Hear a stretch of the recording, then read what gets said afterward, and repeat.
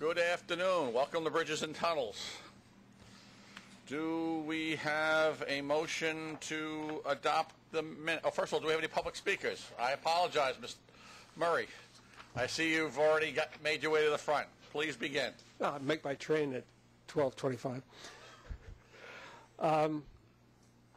Spent the last 2 weeks in Italy with my granddaughter and 12 grandchildren and 14 adults. And we went to Rome and Florence and Venice. And I'm wearing the shirt because in Venice there are no buses. There are water taxis. There are water buses. It was an extraordinary trip. And I guess what I got out of it most was verification that all of these questions I ask and the hard-nosed I am at all of these meetings, I got high marks from the kids. The kids thought I was okay. I was as tough with my granddaughter, who was 13 and looks gorgeous, 18, and I needed to make sure that she didn't get involved with any of the local or anybody improper. I had to bring her back. There were no second chances.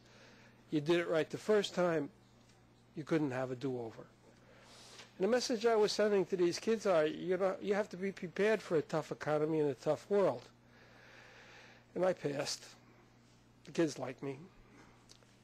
What I've said here about Easy Pass, gates, and how you lay that stuff out, I guess I could repeat myself. I've said it once. It's the same thing. You're not setting up Easy Pass correctly. You're not setting up the lanes correctly. You're not looking what's out there in the world. 2 lanes without any canopy over there is where it goes. They're tested the Henry Hudson Bridge, and they're doing it incorrectly, and I know I'm repeating myself. I do it because sooner or later somebody's going to listen, I hope. There's a lot of money involved. Go out and look at the Garden State Parkway, any of the other highway speed lanes where there are no signs over the actual readers, because the signs over the readers only cause accidents. It's happened on a major where the Easy Pass lanes were separated by a concrete barrier and somebody got in the wrong one and backed up because they saw a sign that shouldn't have been there, and it was a major accident. 15 seconds, Murray. It's been a pleasure. I'm going to make my train if I can. I wish you all a good summer. Thank you. Godspeed. Okay. We have minutes in the packet. Everybody had an opportunity to take a look at them. So moved. Second. Any amendments, changes, modifications? Hearing none. All in favor? Opposed? Motion carries. Okay, we'll move forward. No changes to the plan, and we'll move forward with the report on operations. Don? Okay, thanks, Jim. So I'm going to pinch hit for Dave on report on operations and then move on to the Easy Pass report and the financial report. Report on operations, in May there were 25,177,000 crossings, which is an increase of about 32,000 crossings over the prior May. The year-to-year increase is about 0.1%. The weather was slightly warmer and wetter than a year ago, 4.7 inches of rain versus over 17 days versus 4 inches over 10 days in 2011. It was about 2 degrees warmer in May 2012. The average price of gasoline was $3.95 per gallon, which is 18 cents per gallon lower than the previous year and 10 cents lower than April's average of $4.05. In terms of looking at the specific trends, Easy Pass crossings for the month were up 2.9% over the previous year. Cash paying crossings in May were down 10.2% versus May 2011. Passenger vehicle travel was the same as the previous year, meaning cars. All of the vehicles increased by about 2.5%. At the facilities for the month, 2 facilities recorded a slight decline, 1.2% at the Verrazano, 0.3% at the Henry Hudson. All the other facilities had increases ranging from 0.1% to, at the major Bronx crossings, to 2.3% at the Rockaways. And travel by Rockaway residents at the Cross Bay Bridge was more than 295,000, which is an increase of 2.84%. So a pretty big increase there, I think, since the rebate was reestablished. Yes? What do you attribute the drop in the Verrazano crossings to? I'm not sure, to be perfectly frank. It may just be sort of noise. I know there was, there's some construction going on there, so I think that might have affected things a little bit. Like there's any real alternative to that. That's Captive true. audience. That's true. Right. Henry Hudson, of course, you've got a lot of alternatives. Yeah. Right. We'll have to see if it's a trend or if it's a kind of a 1 month blip. Year to date through May, there's 115.8 million crossings, about 2.5 million, 2.8% more than the comparable period a year ago when we were at 113.3.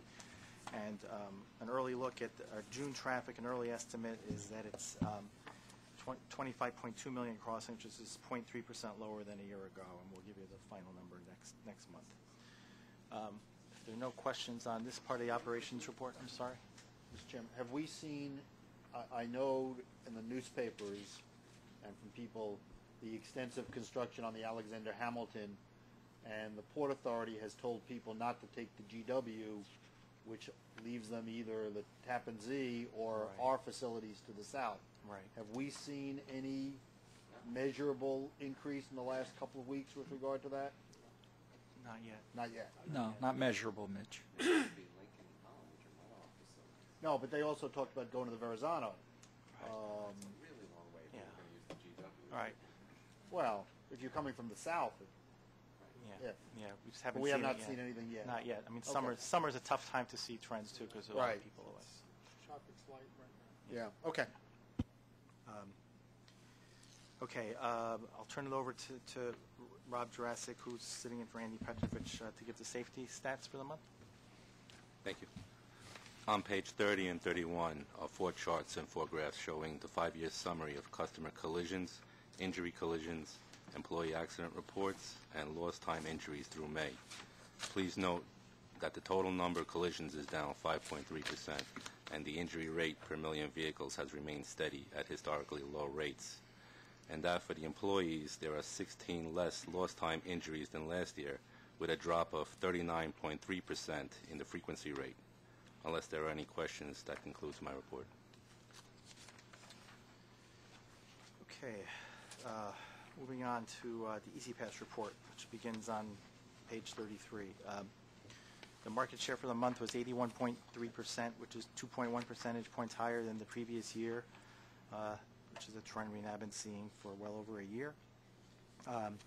More than 22,100 Easy Pass accounts were opened during the month of May, and that's includes more than 12,700 on-the-go accounts, which is more than 57% of the total, which is high, continues to grow. And the in-lane sales of the on-the-go tags continues to be hugely successful. Since the program began in June of last year, and this is as of this morning, we've sold almost 78,000 on-the-go tags in the lanes, and that includes more than 12,000 just this month alone, and 15,000 in June. If there's no questions on the Easy Pass report, I'll move on to the financial report. Just Yes. what efforts, the Bronx continue, although the Bronx is up, it does continue to lag, and actually it's up significantly at the Bronx Plaza, the RFK. Right. What efforts have we got planned to try to get it to reach where the others are at? I mean, I think you'll see that over the last year or so, the actual growth at the Bronx Plaza, the RFK, has actually been higher than any other facility. So it is catching up some, same as at the Whitestone, which was also lagging a little bit. But as you know, we've emphasized Spanish language outreach to customers, which we think is helping that facility. It's the in-lane on-the-go sales at the RFK have been extremely positive. It's been, I think, our highest facility. Right. We've also been giving out handouts in the toll lanes, in the cash lanes. And we have portable VMS signs on the side of the road telling motorists they could buy tags in any cash lane. In addition to that, the reload card, although it's moving slowly, it's moving in the right direction, which we believe will move that market share forward. I think incremental steps, word of mouth, we'll slowly see that trend and movement towards Easy Pass the way we want it to go. I don't think it's a decision people make spur of the moment. I'm going to get Easy Pass after all these years. I think it's a slow progression towards it, but the trend is moving in the right direction with all the initiatives that we've done this year, and I think you'll continue to see it. Right. Absolutely. All right. Yes. I think we're actually doing handouts for the reload card soon. Which will Yes. help. What about free media opportunities, press conferences with local officials, Borough President Diaz, local council Right. members? Yeah, we're talking to headquarters about those. Okay, ideas. and maybe El Diario and some of the other Spanish Right. Yeah, publications. it's a good idea. Several Spanish television stations they'll probably carry it if you use local officials. Right. Okay, the financial report starts on page 39.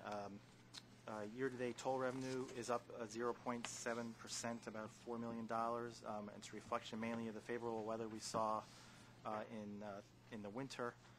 May revenue was down slightly, about $1.5 million, 1.1% against the budget. This is the third straight month that we've seen revenue lower than budgeted. Traffic was up 1.2% through May year-to-date, down slightly for the month, about 0.6%. And as I mentioned last month, in developing the July plan, which you'll see on Wednesday, we adjusted our revenue forecast slightly downward, just 0.2%, as a result of the trend we've been seeing since March. But we still will hit at our financial targets because we're also lowering expense projections. Total expenses for May, or through May, were down by 9%, lower than budget by 9%, about $14.4 million. That's primarily due to the timing in the non-labor area, in professional service contracts, maintenance, and other operating contracts and materials and supplies. And labor costs are also down significantly, about $5.9 million year-to-date, 6%. That includes overtime, which is $1.2 million lower than budget, 13%, story that you have been hearing for quite some time, and our lower payroll costs about almost $3 million, 5.5% due to vacancies that we're carrying. And our support to mass transit, approximately $388 million through May, $39 million better than planned, about 11%. So it's no questions. That concludes the financial report. Okay, thank you. We'll move on to the capital. Good afternoon. Capital program status report begins on page 53. In June, we made 14 commitments totaling $33.6 million, bringing our year-to-date commitments to $74.3 million, in comparison to a planned commitment of $57.4 million to date. The largest commitment in June was for $18.3 million to Greenman Peterson Incorporated for construction administration services for Project VN80, the replacement of the upper-level suspended span at the Verrazano-Narrows Bridge. In addition, a $3.8 million commitment was made to Lero Engineers Incorporated for construction administration services for the RK-73 deck replacement of the Manhattan to Queens ramp at the RFK Bridge. There are no completions planned or made through June, but we are on track to complete this year the 6 projects totaling $272 million in the 2012 completion plan. There were 3 tasks closed in June. Year to date, 31 tasks have been closed with a total value of $71.9 million. A commitment valued at $1.2 million on project BB43 for the construction administrative services associated with the battery parking garage elevator rehabilitation project was planned for June, is now forecast for July. And lastly, for project BW97, concrete anchorage repair for construction, and also the construction administrative services, commitments for $8 million and $1.1 million respectively were planned for July and are now forecast for September. That concludes the report. Have any questions? No questions. We'll move on to procurement. Tony? Thank you, Jim. Good afternoon. There are 5 procurements this month totaling about $2.6 million. There are no non-competitive procurements. The first 4 procurements are competitive and are summarized starting on page 66.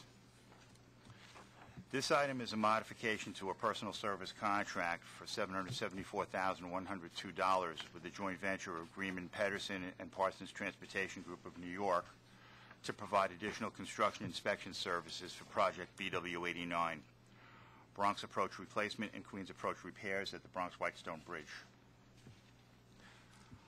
On page 67, we are requesting approval to amend another personal service contract with Greenman Pedersen and PTG of New York.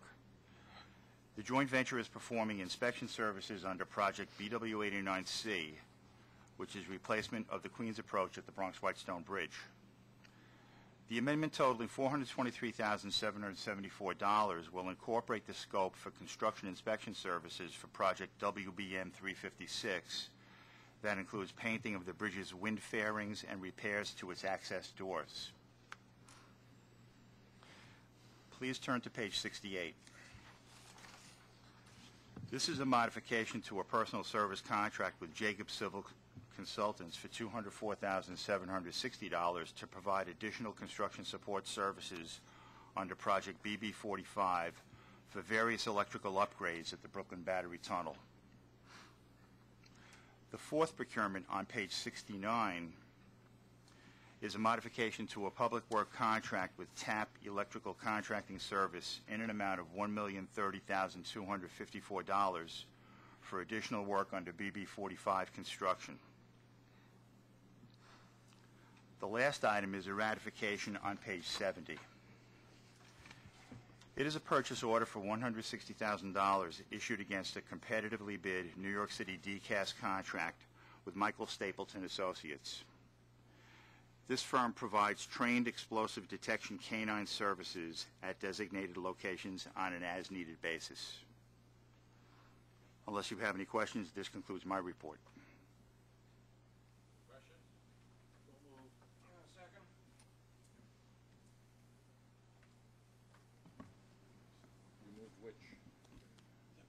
Oh, the procurements, okay. All in favor? Opposed? Done. And that ends our report. Sure. I didn't realize you did them all together. I assume because there's been no report on it that the initiative to allow trucks of construction and everything in through the tunnels has not caused any problems to date. Placketed vehicles are no longer allowed through our tunnels as far as construction. Constructions on Ground Zero and then a whole host of downtown construction projects. And we still hold to the changes we made years ago that no placard type vehicles would go through the tunnel. But the work we've been doing with the concrete trucks and things of that nature have caused no problems at all at both of the facilities. It has not been. Jim, if you want. Hazardous materials, tanker vehicles carrying liquid petroleum products, no. We're not unable to detect what's in those tankers, and even though they're placarded. I actually have a question on.